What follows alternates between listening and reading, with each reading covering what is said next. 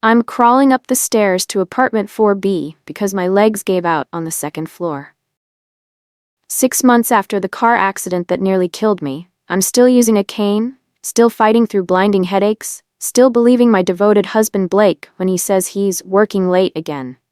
But I can hear him through the thin walls, laughing, moaning, the rhythmic creaking of bed springs. My wedding ring catches the hallway light as I grip my cane and push myself to stand. The door isn't even locked. I stumble inside to find Blake naked on top of Chelsea, the family friend who brings me soup when I'm having bad days, who holds my hair back when the medications make me vomit, who cried when my father died and promised to help me through everything. They don't even stop when they see me. "Oh, hi, Emma." Chelsea pants, not bothering to cover herself. "We were wondering when you'd finally figure it out." Blake rolls off her with an annoyed sigh, like I'm a child interrupting adult time. "Jesus, Em, we said we'd tell you when you were stronger." That's when I see the documents spread across the nightstand. My father's business contracts with signatures I don't remember making, medical forms authorizing Blake as my legal guardian, and a marriage certificate with Chelsea's name where mine should be.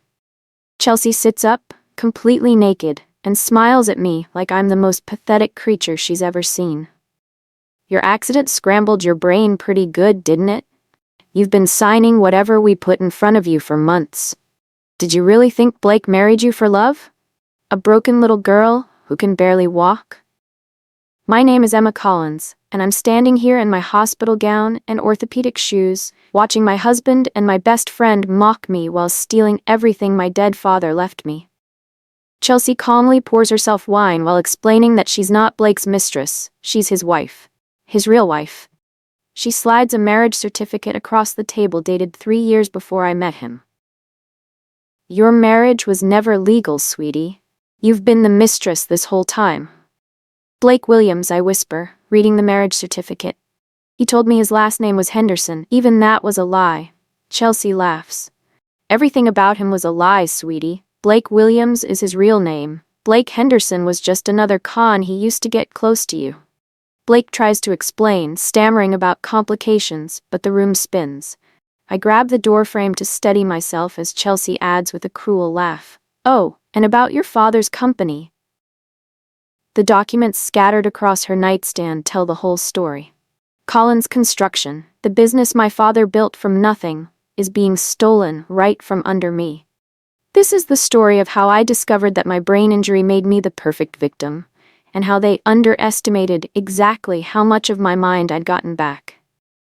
My father's business transfer papers are spread across Chelsea's table, all bearing my forged signature. Blake has been slowly transferring ownership to himself, using power of attorney documents I supposedly signed while heavily medicated after my accident. I never signed anything. Chelsea reveals she's a paralegal who helped create the forgeries. "Your accident was very convenient timing," she says with a smirk, sipping her wine like we're discussing the weather. I stare at the documents with growing horror. Every signature looks like mine, but I remember none of it. The documents show a clear progression. First, small transfers, right after my father's death, while I was grieving and vulnerable. Then larger amounts after my accident when I was heavily medicated. They'd been bleeding the company dry in 2 phases. "We needed you out of the way while we handled the paperwork," Blake says, pulling on his clothes. "You were so drugged up, you would have signed anything. And you did." Chelsea laughs. "The beauty of having paralegal training. I know exactly how to make documents look legitimate. Your father left you everything, but you're not smart enough to run a construction company. Blake has business experience." I realize they're not just stealing my husband, they're stealing my inheritance. The company my father spent 30 years building is being handed over to con artists. My legs feel weak again, but this time it's not from the accident. It's from the crushing weight of betrayal by the 2 people I trusted most. I drive straight to my brother Ryan's house, documents clutched in my shaking hands. My head is pounding, but adrenaline keeps me moving. I need someone I can trust, someone who will help me figure out what to do. But when I burst through his door, Blake is already there, sitting at Ryan's kitchen table like he owns the place. "Em, thank God you're okay," Ryan says, but his eyes won't meet mine. Something cold settles in my stomach. Blake starts. Look, I can explain everything, but Ryan cuts him off. She knows. The words hit me like a physical blow. My own brother. My only living family. The person who should have protected me when I was vulnerable. Ryan shifts uncomfortably in his chair. Sit down. We need to talk. You knew? My voice comes out as a whisper. Ryan nods slowly. Blake told me about Chelsea months ago, and about the business transfers. I tried to tell you gently, but you were so out of it from the medications. Blake leans forward. We didn't want to hurt you more than you were already hurting. You needed to focus on getting better. But I can see it in Ryan's eyes. There's more. Something worse than just knowing about the affair. My brother has been part of this conspiracy from the beginning. Ryan admits he's known about Blake and Chelsea's marriage for months. Worse, he's been feeding them inside information about our father's business operations. Dad left you everything, Em. But you were never cut out to run a construction company. Blake has business experience. He can make the company profitable. My brother's words feel like daggers. You sold me out. Ryan's face flushes red. It's not like that. I owe money, Em. Serious money. Gambling debts that I can't pay. Blake smiles smugly. I offered to help Ryan with his financial problems in exchange for some guidance about your father's business structure. It's a win-win situation. I stare at my brother in disbelief. How much? 80,000, Ryan whispers. Blake nods. I promised to pay off his debts once the business transfers are complete. Everyone benefits. Ryan gets out of debt, you get taken care of, and the business gets proper management. But Ryan, I stammer, if you knew Blake was already married to Chelsea, you knew my marriage was fake. You knew I was being conned. Ryan's face crumbles. That's exactly why I had to help them. Blake said if I didn't cooperate, he'd expose everything publicly. You'd lose the business anyway in the scandal. Plus, I'd still owe the money. At least this way, he promised you'd get something out of it. Something? I laugh bitterly. He said you'd get enough to live comfortably while he ran the business professionally. I thought maybe it was better than you losing everything when the truth came out. My own brother literally sold me out to pay his gambling debts. The two men I trusted most in the world have been plotting against me while I struggled to remember my own name. I drive straight to the police station, my mind racing. If Blake forged documents and stole money, that's fraud. If they planned my accident, that's attempted murder. I need to know the truth. Officer Rodriguez pulls my accident file and frowns. This is strange. The other driver was never identified. Hit and run. He shows me traffic cam footage I'd never seen before. A black sedan deliberately swerved into my lane, forcing me off the road. The angle was perfect to cause maximum damage while making it look accidental. Can you enhance the license plate? I ask. Officer Rodriguez squints at the screen. Actually, I remember this case. We suspected it wasn't random, but you were so traumatized, and there were no witnesses. Plus, your husband seemed genuinely worried about you. My heart pounds. What do you mean, genuinely worried? He called in the accident 20 minutes before it happened, saying he was concerned because you weren't answering your phone. When we found you, he was already on his way to the hospital. 20 minutes before it happened. Blake reported my accident before it occurred. He knew exactly when and where it would happen because he planned it. Officer Rodriguez pulls up the phone records. See? Here's his call at 3:17 p.m., reporting you missing. The accident occurred at 3:37 p.m. according to the timestamp on the traffic cameras. My hands are shaking so hard I can barely hold the documents. I request my hospital records from my recovery period. Something doesn't feel right about how long I was kept sedated. My injuries were serious but not life-threatening, yet I was heavily medicated for months. Dr. Wilson reviews the files with me and looks confused. These medication dosages? Who authorized these changes? You were on heavy sedatives for 3 months, which is unusual for your type of injuries. She flips through pages of prescription changes, all signed by my medical proxy. Someone with medical power of attorney authorized these changes while you were incapacitated. According to our records, you signed the power of attorney documents the day after your father's death. But these dosage increases seem excessive. You should have been weaned off pain medication within 6 weeks. I stare at the records in horror. I don't remember signing any power of attorney documents. Dr. Wilson pulls up the forms. You were heavily sedated for grief and shock after your father's death. The documents show Blake brought you in to sign them the day after your father died, saying you needed someone to handle medical decisions while you processed your loss.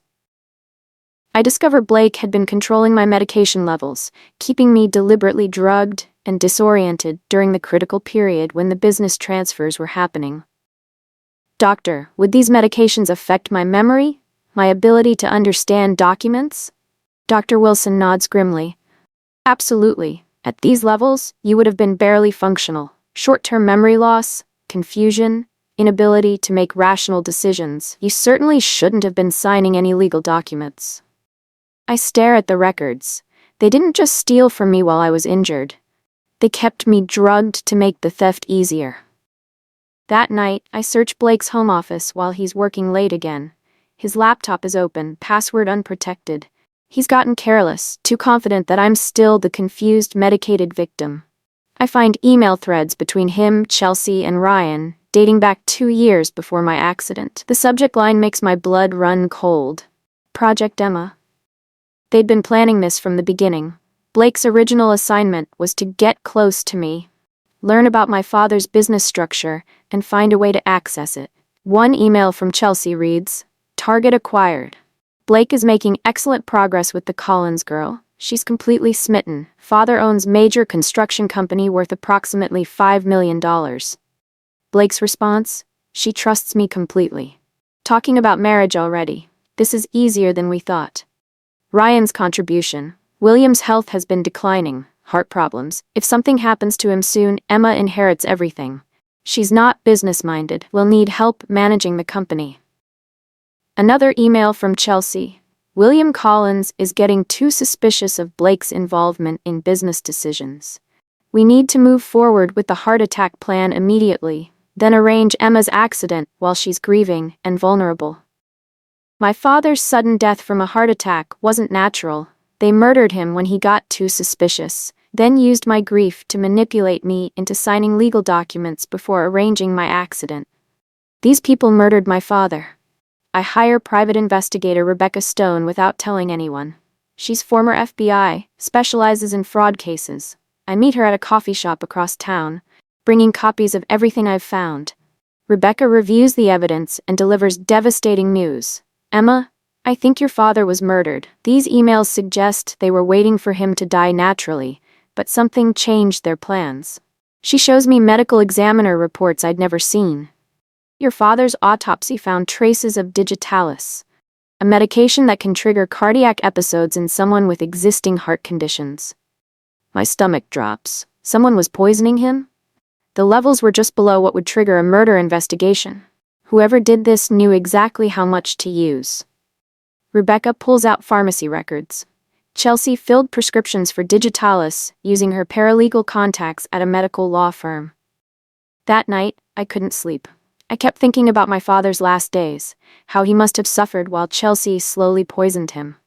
Every time I closed my eyes, I saw his face, trusting and unaware that the woman bringing him helpful paralegal advice was killing him. I realized how close I came to dying in that car. They were willing to murder both of us for money. They murdered my father and tried to kill me to steal my inheritance. Rebecca nods grimly. That's exactly what happened, but now we're going to prove it and make them pay. She explains that we need to be careful. They think they've won. If we alert them too early, they might destroy evidence or flee. I return home and pretend to be the devastated, confused wife. Blake holds me while I cry, telling me we'll get through this together. He suggests I should take some time away to heal from the trauma of discovering his mistake. Playing the broken wife was the hardest performance of my life. While Blake stroked my hair and lied about protecting me, I wanted to scream. I wanted to claw his eyes out. The rage burned so hot I thought it might consume me. Instead, I forced tears and let him think he'd won. "Maybe you could visit your cousin in Portland for a few weeks," he says, stroking my hair. "I'll handle everything here. The business, the legal issues with Chelsea. You just focus on getting better." He wants me out of town while they finalize the business transfers. I play along. packing bags while secretly recording our conversation on my phone. I just don't understand how this happened, I sobbed convincingly. Chelsea was supposed to be helping us. Blake's response is perfectly rehearsed. I know, honey. I trusted her too. She took advantage of our situation. But I'll fix this. I'll make sure she doesn't get anything from your father's company. He's lying so smoothly that for a moment, I almost believe him myself. That night, I hear him on the phone with Chelsea. She's leaving for Portland tomorrow. That gives us 2 weeks to finalize everything. By the time she comes back, it'll all be legal and done. Chelsea's voice carries through the phone. Perfect. Sterling Development is ready to close on the business purchase. $8 million, split 3 ways after we pay off Ryan's debts. They're planning to sell my father's life work and disappear with the money. While pretending to be away in Portland, I'm actually staying at a hotel across town. Rebecca and I arrange for a routine audit of my father's company through an anonymous tip to the Business Licensing Board. The forensic accountant, Alex Parker, delivers devastating news.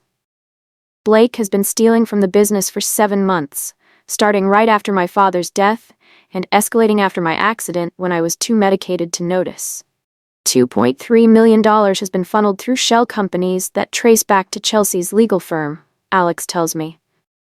Seeing those numbers, $2.3 million stolen, hit me like a physical blow.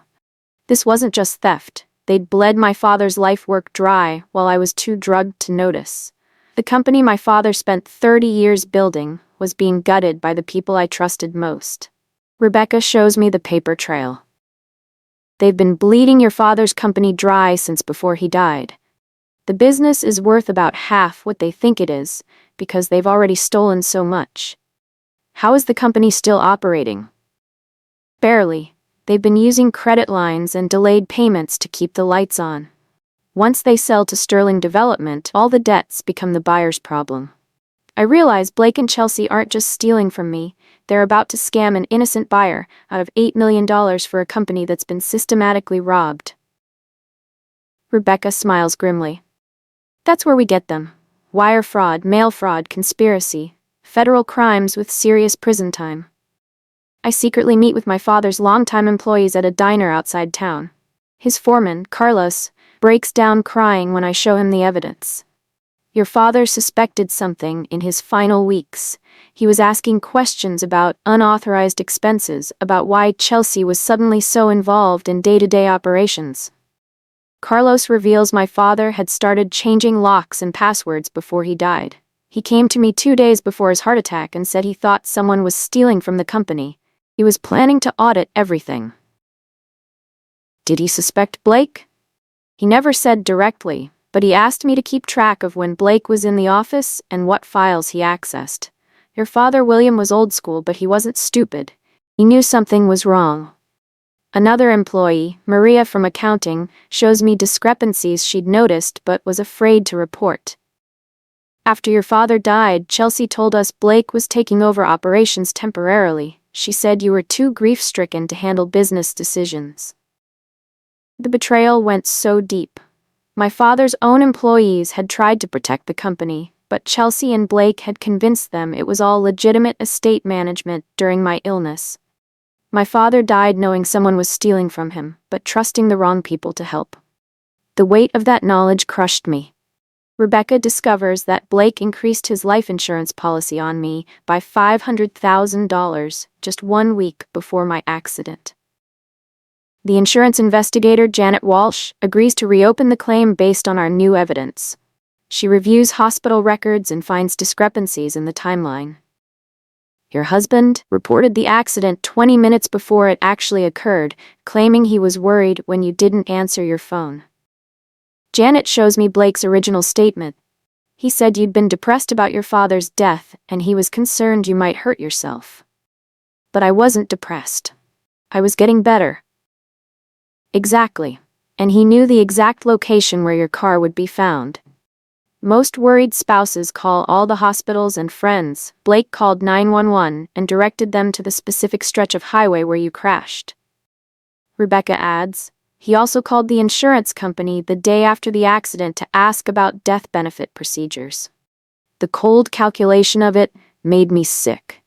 Blake hadn't just wanted to hurt me, he'd planned my death down to the minute, already counting the insurance money before my car even crashed. Janet calculates the total. Between your life insurance, which he increased to $750,000 total, the business inheritance worth about $5 million, and your property assets, approximately $7 million.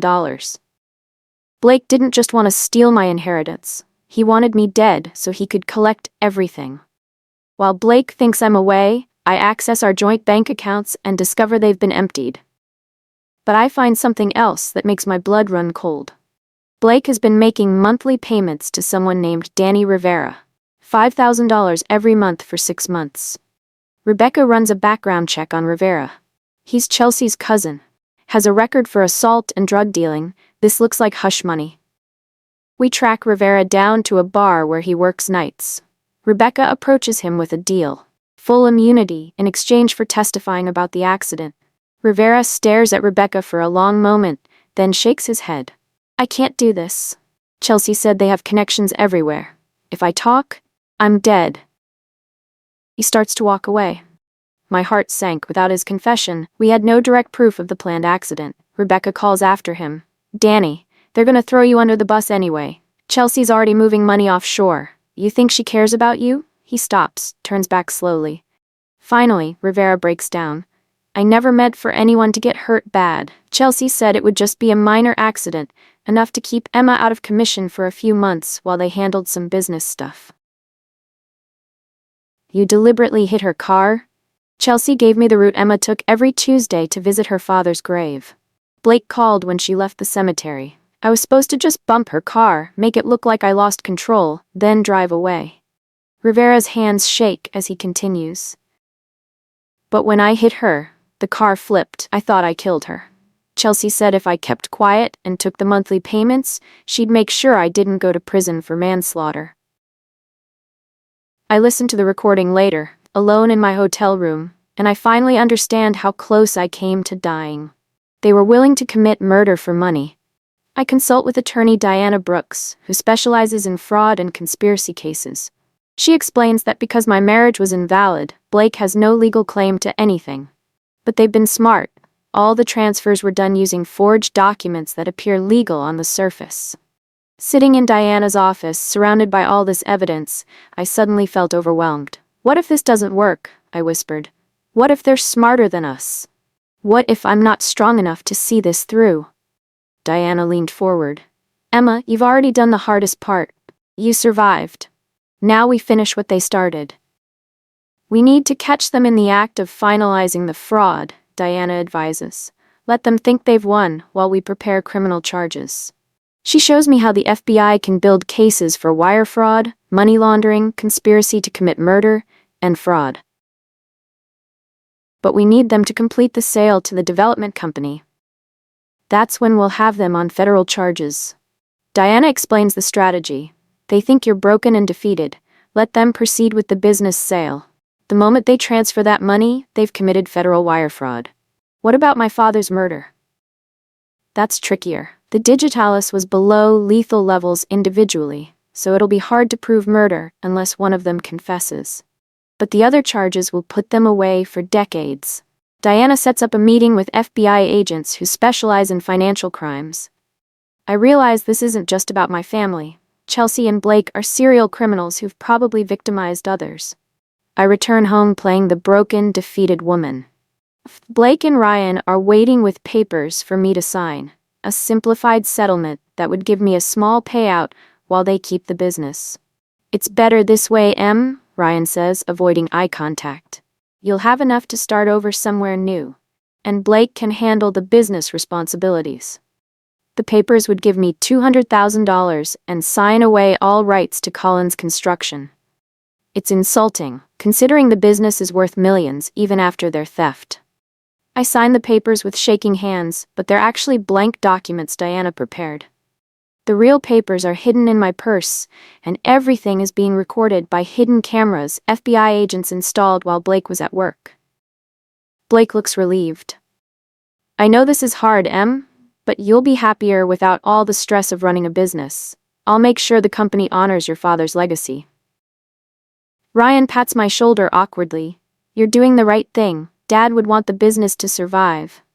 Chelsea appears from the kitchen, smiling triumphantly. I'm so glad we could work this out amicably. Some divorces get so messy.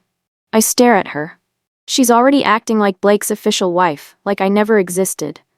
I just want to put this behind me, I say quietly. Blake hugs me. You're being very mature about this. Not many women would handle betrayal so gracefully. If only they knew what was coming. 2 days later, Blake and Chelsea celebrate as they believe the final business transfer documents are processed. They're planning to sell Collins Construction to Sterling Development Corporation for $8 million. I'm watching from cameras, FBI agents placed in Blake's office. He and Chelsea are toasting the end of the Emma problem while discussing how they'll split the money 3 ways with Ryan. $8 million minus Ryan's $80,000 debt, Chelsea calculates.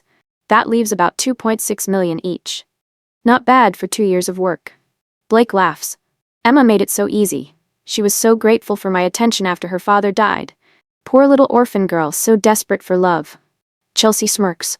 The accident was risky, but it worked perfectly. 3 months of heavy medication and she was signing anything we put in front of her. I almost felt bad about it. Blake admits, she really loved me, but business is business. Ryan shifts uncomfortably. What if she finds out later? What if she challenges the documents? Chelsea waves dismissively. With what? Her brain was scrambled by the accident. No court would believe her over our documentation. Besides, by the time she figures anything out, we'll be in the Cayman Islands. Blake raises his glass. To Emma Collins, the perfect mark. They clink glasses, laughing about how easy it was to destroy my life. I'm recording every word from my hotel room, building an airtight case against them. Chelsea drops another bombshell during their celebration. She's pregnant with Blake's child, and they're planning to use my father's money to start their real life together in the Caribbean. I can't wait to get out of this dump, she says, rubbing her supposedly pregnant belly. We can buy a villa in Barbados and never think about Emma or her pathetic family again. But Rebecca has already discovered medical records showing Chelsea had her tubes tied 3 years ago. The pregnancy is fake, another manipulation tactic. Through our surveillance, we watch Blake shower Chelsea with attention because of the pregnancy. He's planning their future around a lie. She's playing him too, Rebecca observes. Once she gets her share of the money, she'll disappear, and he'll never see her again. We discover Chelsea has been moving money to private accounts in her name only. She's planning to take the money and run, leaving Blake holding the bag when authorities eventually investigate. They're all betraying each other, I realize. Chelsea's betraying Blake. Blake betrayed me. Ryan betrayed his own sister. There's no honor among thieves. Rebecca nods. That's how we'll break them. When they turn on each other, they'll start confessing to save themselves. Diana adds, the FBI loves cases where the criminals provide evidence against each other. Makes prosecution much easier. I watched Chelsea lie to Blake's face about the pregnancy while planning to steal his share of the money. Even criminals can't trust each other. I watch from hidden cameras as Chelsea and Blake's partnership begins to crumble. Blake discovers Chelsea has been moving money to private accounts without telling him. What's this charge for $500,000 to Cayman Islands Trust? Blake demands, waving bank statements. Chelsea tries to cover. That's our joint account for when we move to the Caribbean. I was just setting it up early. Our joint account? My name isn't on this. It's complicated with the banking laws there. I'll add you after we relocate. Blake's not buying it. Chelsea, if you're planning to screw me over, don't be paranoid. We're partners in this. Meanwhile, Ryan realizes he's being cut out entirely. The conversation I'm watching through FBI surveillance shows him panicking. You promised to pay my debts, Ryan tells Blake. Those guys are getting impatient. They're threatening my family now. Blake shrugs. That's not my problem anymore. The deal's changed. Market conditions, you know? Ryan stares at him in horror. I gave you everything. Information about Emma, about Dad's business, about the family. You can't just abandon me now. Watch me. The alliance that destroyed my life is destroying itself. They're too greedy to share and too paranoid to trust each other. Their greed is becoming their downfall, exactly as Rebecca predicted. Rebecca presents me with a file containing everything we need: recorded confessions, financial records, medical evidence of my father's poisoning, proof of the planned accident, documentation of the forged signatures, and recordings of their conspiracy meetings. The FBI has been quietly building a case based on our evidence, she explains. They're ready to move, but they want to catch them during the final money transfer to the development company. Agent Karen Mitchell reviews our evidence. This is one of the most complete fraud cases I've ever seen.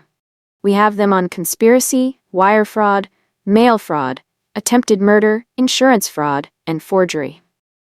But then Agent Mitchell frowned at our timeline. We need another week to coordinate with the Financial Crimes Unit. Moving too fast could compromise the wire fraud charges. My stomach dropped. Another week? They could disappear. Trust the process, Emma. We only get one shot at this. What about my father's murder?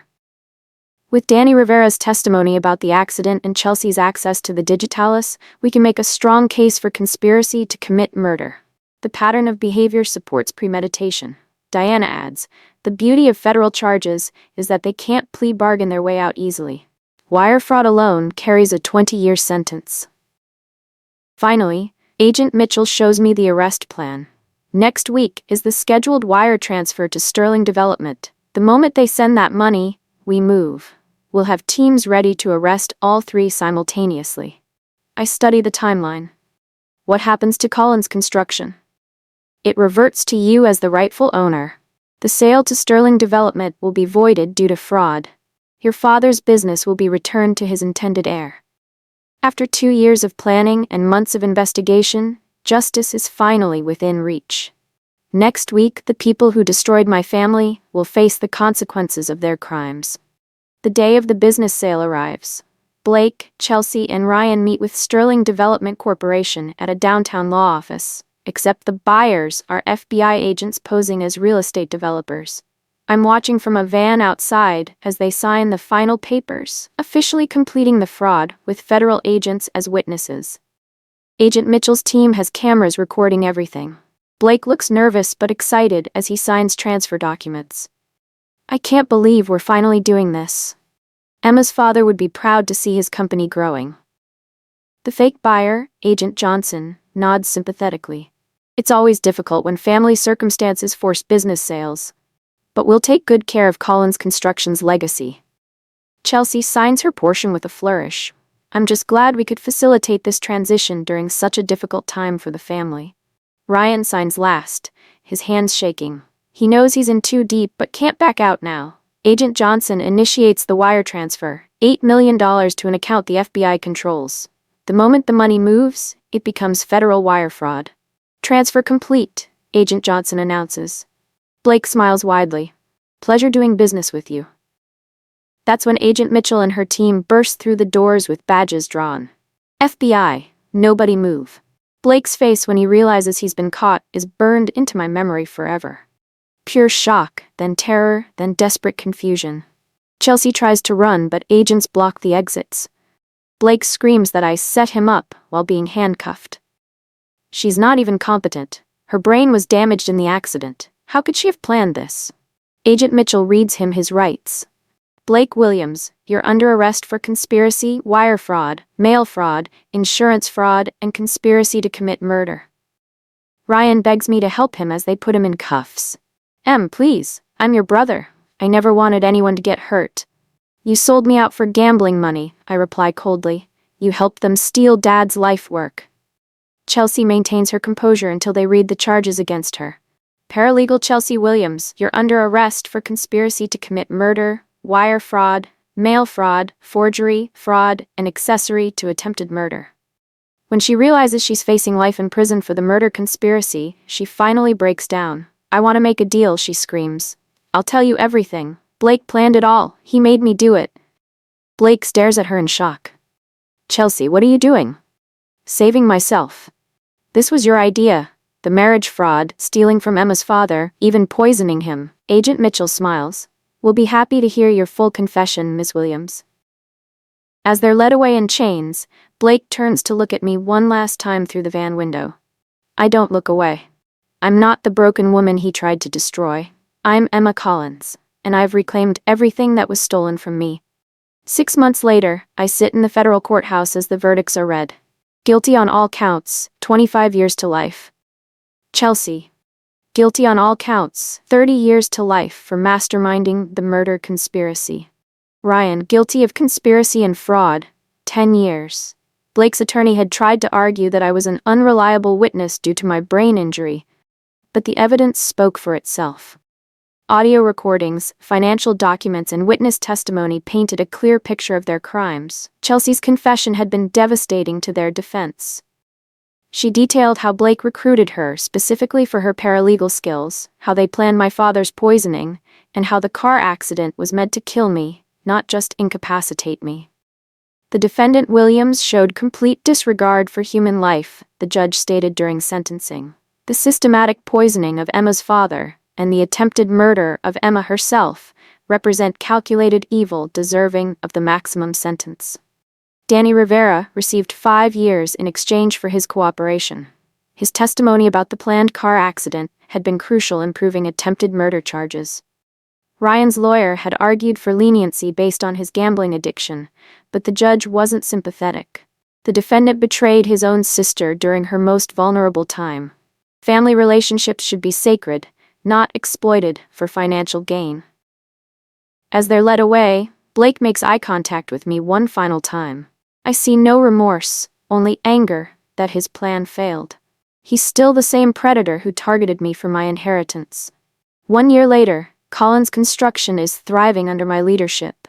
I've hired Carlos as my operations manager and brought back employees who'd been laid off during Blake's theft period.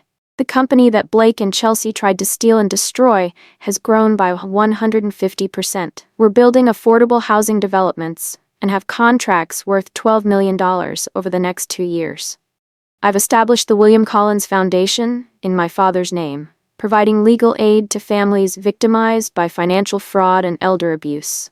We've helped dozens of families recover stolen assets and bring criminals to justice. Every day I walk into the office my father built. I honor his memory by proving that evil doesn't win. Blake thought he could target a grieving daughter and steal her legacy, but he underestimated both me and the business Dad raised me to understand.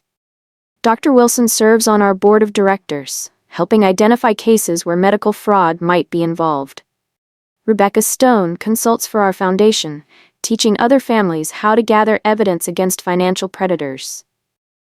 The apartment building where I confronted Blake and Chelsea, I bought it with company profits and converted apartment 4B into our foundation's victim services office. Where I discovered the betrayal that shattered my world, we now help other victims rebuild their lives. Sterling Development, the company Blake tried to defraud, became our biggest client once they learned the truth. They appreciated our transparency and hired us for 3 major projects. I'm standing in my father's office, my office now, looking at the photo of Dad and me at the company's 25th anniversary. He'd be proud of what we've accomplished since his murder. Sometimes justice isn't just about punishment, it's about transformation. I didn't just survive what they did to me, I used their cruelty to become stronger than they ever imagined possible. Blake is serving his sentence in federal prison. His appeals have been denied. Chelsea is in maximum security after attempting to escape during transport. Ryan writes letters from prison that I return unopened. My recovery from the brain injury is complete. The headaches are gone, my memory is sharp, and my mobility is fully restored. What Blake and Chelsea meant to destroy, I've rebuilt better than before. I'm engaged now to Detective Torres, the investigator who helped crack the case. He sees me as a partner and equal, not a victim to be exploited. We're planning a quiet wedding next spring. My name is Emma Collins, and this is my story of how betrayal became my greatest teacher. The people who tried to steal my father's legacy gave me the motivation to expand it beyond his wildest dreams. I learned that trust is earned, family isn't always blood, and sometimes the kindest thing you can do is let criminals face the full consequences of their actions. Blake, Chelsea, and Ryan will spend decades paying for their crimes while I build the future my father envisioned. They thought my injury made me weak. Instead, it made me unstoppable.